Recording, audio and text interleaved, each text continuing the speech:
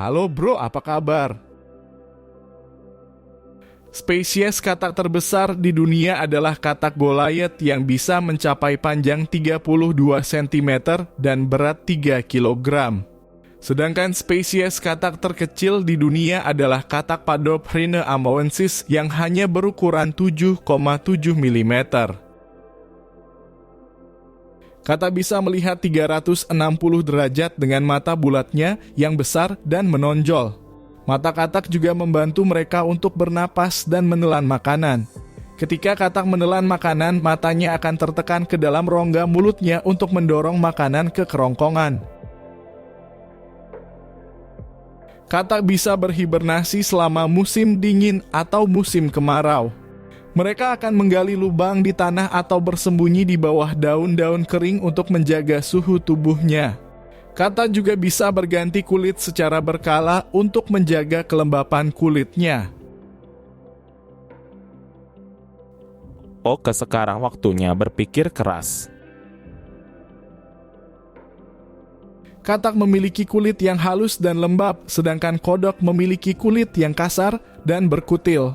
Katak dan kodok juga memiliki beberapa perbedaan perilaku yang berkaitan dengan habitat, makanan, reproduksi, dan adaptasi. Katak lebih suka hidup dekat sumber air tawar seperti sungai, danau, rawa, atau kolam. Kodok lebih toleran terhadap iklim kering dan bisa hidup jauh dari sumber air.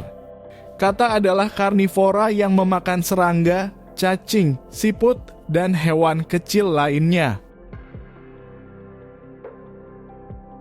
Kodok juga karnivora tetapi bisa memakan hewan yang lebih besar dari ukurannya, seperti tikus atau ular. Katak mengeluarkan suara panggilan yang unik untuk menarik pasangan atau menandai wilayah. Kodok juga mengeluarkan suara panggilan tetapi biasanya lebih rendah dan monoton. Katak bisa berhibernasi di musim dingin atau musim kering untuk menghemat energi. Kodok juga bisa berhibernasi tetapi biasanya di dalam tanah atau di bawah batu. Kaki belakang katak memiliki 5 jari yang berbeda dari kaki depan yang hanya memiliki 4 jari. Jumlah jari kaki ini mempengaruhi kemampuan melompat dan berenang katak. Kaki belakang katak memiliki otot yang kuat yang membantu mereka untuk melompat dengan kecepatan dan jarak yang tinggi. Katak bisa melompat hingga 20 kali panjang tubuhnya yang merupakan salah satu rekor tertinggi di antara hewan vertebrata. Kaki belakang katak juga dilapisi dengan selaput renang di antara jari-jarinya yang memudahkan mereka untuk bergerak di air. Selaput renang ini juga berfungsi sebagai alat bantu untuk mengatur arah dan keseimbangan saat melompat. Kaki belakang katak juga beradaptasi dengan habitatnya. Katak yang hidup di lingkungan basah dan berair seperti rawa atau kolam cenderung memiliki kaki belakang yang lebih panjang dan berselaput. Katak yang hidup di lingkungan kering dan daratan seperti padang rumput atau hutan cenderung memiliki kaki belakang yang lebih pendek dan tidak berselaput. Katak adalah hewan karnivora yang memiliki cara menangkap mangsa yang unik dan menarik. Lidah katak adalah organ yang terletak di bagian depan mulutnya yang bisa dikeluarkan dengan cepat dan akurat untuk menangkap mangsa.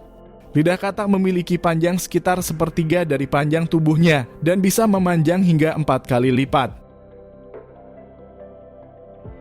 Lidah katak memiliki otot yang kuat dan elastis yang membantu lidah untuk meluncur keluar dari mulut dengan kecepatan tinggi. Lidah katak bisa mencapai kecepatan sekitar 6 meter per detik atau sekitar 22 km per jam. Proses pengeluaran lidah katak hanya membutuhkan waktu sekitar 0,07 detik atau 5 kali lebih cepat daripada kedipan mata manusia.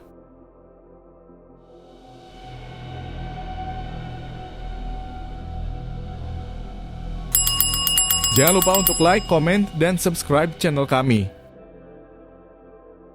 Lidah katak memiliki tekstur yang sangat lembut dan halus yang membuat lidah bisa membungkus mangsa dengan rapat.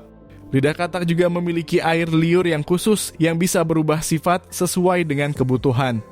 Air liur katak bersifat reversible, yaitu bisa berubah dari encer menjadi kental atau sebaliknya.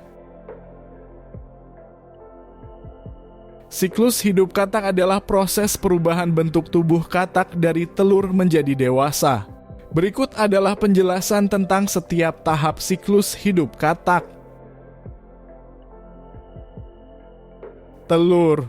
Tahap ini dimulai ketika katak betina mengeluarkan telur yang dibuahi oleh katak jantan. Larva. Tahap ini dimulai ketika telur menetas menjadi larva, yang juga disebut kecebong atau berudu.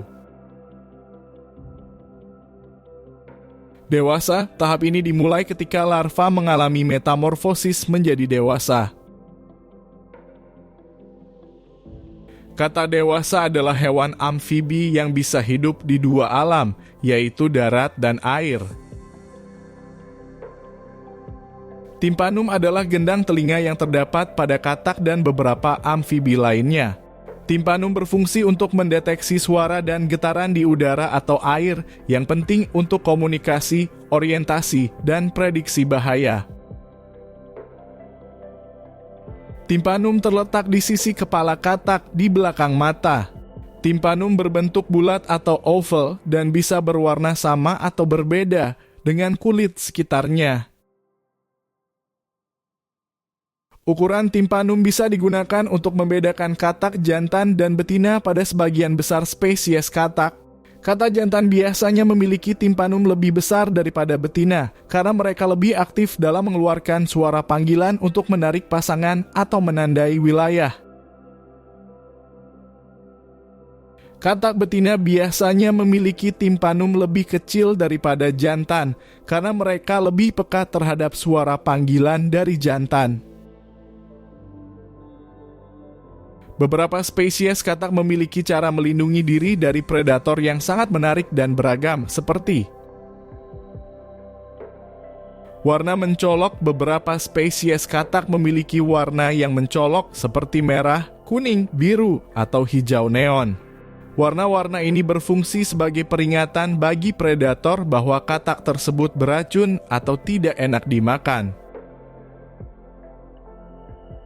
Racun atau lendir. Beberapa spesies katak memiliki racun atau lendir pada kulitnya yang bisa menyebabkan iritasi, alergi, atau kematian pada predator. Racun atau lendir ini biasanya dihasilkan oleh kelenjar-kelenjar yang tersebar di seluruh tubuh katak. Katak adalah hewan amfibi yang memiliki peran penting dalam ekosistem dan keanekaragaman hayati. Namun sayangnya banyak spesies katak yang menghadapi ancaman kepunahan akibat berbagai faktor seperti perubahan iklim, hilangnya habitat, penyakit jamur, dan polusi. Jangan lupa untuk like, komen, dan subscribe channel kami. Sampai jumpa di video berikutnya.